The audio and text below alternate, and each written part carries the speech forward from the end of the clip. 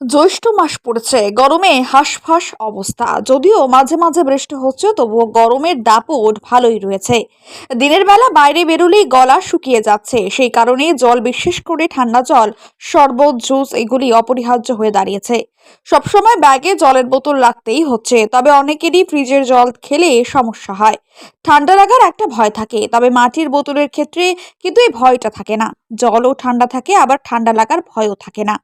দামটা হাতের গণ্ডির মধ্যে। পালপাড়ার অঞ্জলি পালের দোকানে বিক্রি হচ্ছে মাটির বোতল।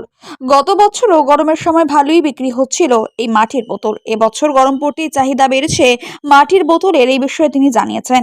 পাশাপাশি তিনি আরো জানান, ভালোই বিক্রি হচ্ছে মাটির বোতল। সব থেকে উল্লেখযোগ্য বিষয় হলো, এই বোতলের জল খেলে ঠান্ডা লাগার কোনো ভয় থাকে না, আর খেতেও ভালোই লাগে। 30 মিনিট জলের বোতল মধ্যে রাখলে জল ঠান্ডা হয়ে যায়।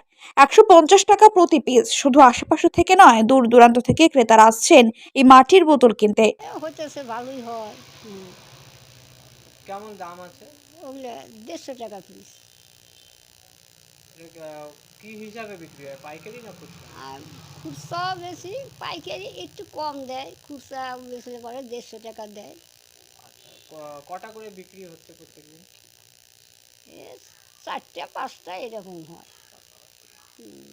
ওই দেখে সবাই, টোটো নিয়ে রাস্তা দিয়ে যায়, দেখেই আচ্ছা, গাড়ি। জলটা কেমন ঠান্ডা থাকে এখানে? জলটা সেই ঠান্ডা লাগে, ওরা বলে যে খুব স্বাদও লাগে ওই জলটা খাইতে। আচ্ছা আচ্ছা, এই ফ্রিজের জল খেলে যে মানুষের গলা বসে যায়, একটা হ্যাঁ, সমস্যা থাকে, এই এখানকার জল এইটা খেলে খাইলে গলা বসে না। গলা বসে না? হ্যাঁ, বয়স্কদেরও তার গলা বসে না। কতক্ষণ ঠান্ডা থাকে?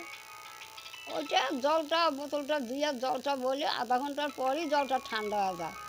আর জলটা যদি খাওয়া শেষ হয়ে যায় না, জল সারা মাস জল ভালো ঠান্ডা থাকে। কতক্ষণ ঠান্ডা থাকে?